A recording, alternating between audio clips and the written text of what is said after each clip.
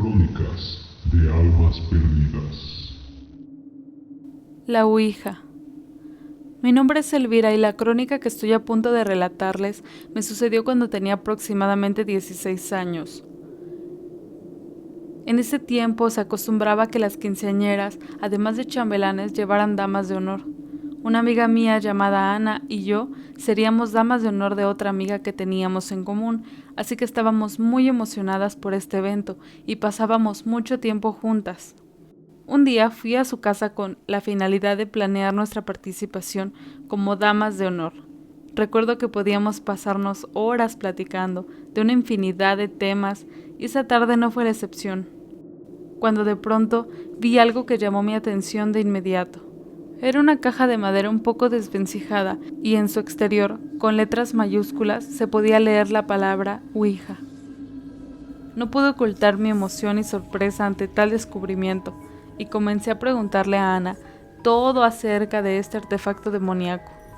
Hasta ese momento yo simplemente pensaba en la Ouija como algo que se veía en las películas de terror, pero jamás pensé que alguien cercano a mí la jugara y mucho menos que fuera propietaria de ella.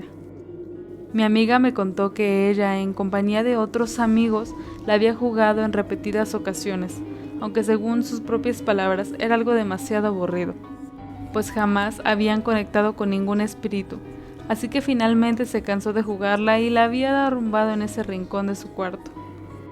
A pesar de sus palabras, le pedí que me la prestara para jugarla en casa, con mis hermanos y otros amigos que estaba segura lo harían sin dudarlo. Ella aceptó de inmediato, es más, me dijo que si quería podía quedarme con ella, pues ya no le interesaba tenerla más. Acepté sin dudarlo y me fui a casa, casi corriendo de emoción.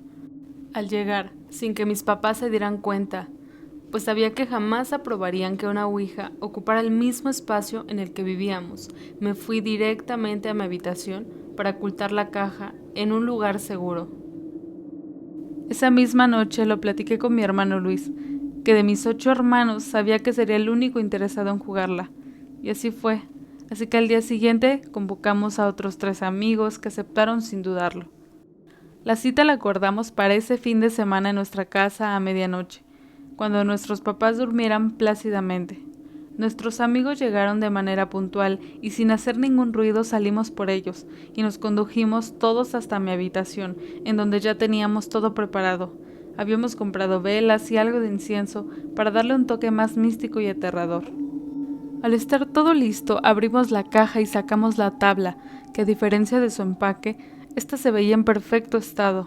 La colocamos en medio de las velas, sobre una pequeña mesa de madera que habíamos adaptado para el juego, y nosotros nos dispusimos alrededor de ella, quedando mi hermano y yo justo enfrente de la tabla.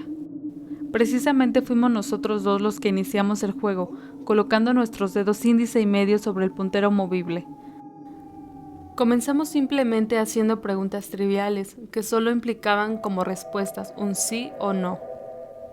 Tocó el turno a nuestros amigos y el resultado fue el mismo, y estuve a punto de creer que, en efecto, era un juego demasiado aburrido, tal como me había platicado mi amiga, así que habíamos decidido dejarlo allí, hasta que ocurrió un evento escalofriante.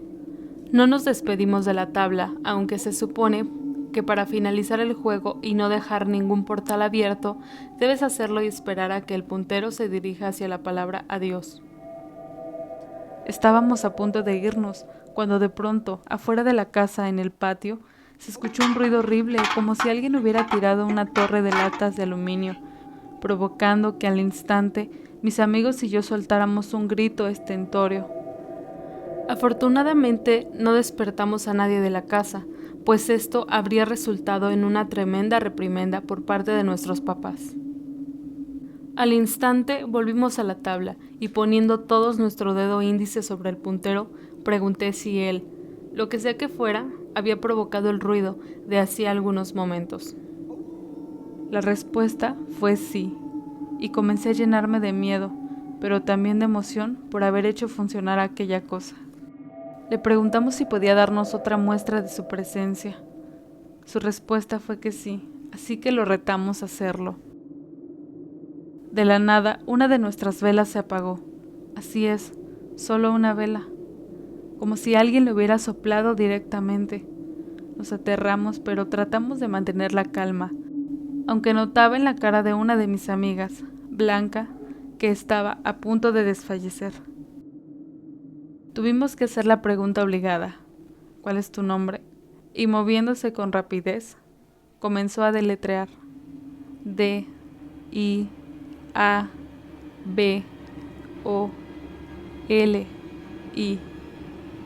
Diaboli. Y el puntero salió disparado de manera inexplicable.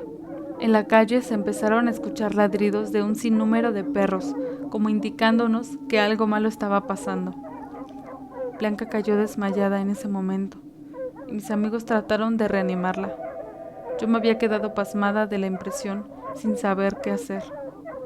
Luis me agitó y me dijo que teníamos que terminar con esto de una vez por todas, así que recogimos el puntero y tratamos de despedirnos de esa cosa, sin éxito. Después de varios intentos, logramos que la tabla fuera a la palabra Dios e hicimos volver en sí a Blanca, que seguía aterrada. Nuestros amigos pasaron la noche en casa y antes de irnos a dormir, pusimos la ouija en su caja y la guardamos en un ropero viejo de mi cuarto. Nos tranquilizamos y no hablamos más de lo sucedido durante toda la noche. Al día siguiente, mis amigos se levantaron antes que nosotros y se fueron sin despedirse de nadie. Por mi parte, traté de borrar de mi mente los hechos paranormales de la noche anterior y ni mi hermano ni yo tocamos el tema durante el desayuno. Por la tarde me puse a recoger mi cuarto, pues no había quedado en muy buen estado. Por la ventana se colaba un chiflido del viento que no me hacía sentir muy cómoda, así que decidí cerrarla completamente. Continué arreglando mi habitación cuando de pronto las puertas del ropero se abrieron sin razón aparente. Recordé que allí habíamos guardado la caja con la ouija y comencé a sugestionarme un poco. Aún así, traté de relajarme y no pensar en eso. Cerré las puertas y continué con mi labor. No pasó ni un minuto, cuando de la nada las puertas del ropero se volvieron a abrir, esta vez con más fuerza. Mi primera reacción fue correr despavorida e ir hasta donde se encontraban mis papás y hermanos, sin pronunciar una palabra. Por la noche le pedí a mi hermana Carmen que se quedara conmigo. Tuve que platicarle lo que habíamos hecho. Ella solo hizo un gesto de desaprobación, pero no me dijo más y aceptó dormirse conmigo. Alrededor de las 12 de la noche, ya todo el mundo se había ido a dormir. Sin embargo, un ruido inusual llamó mi atención.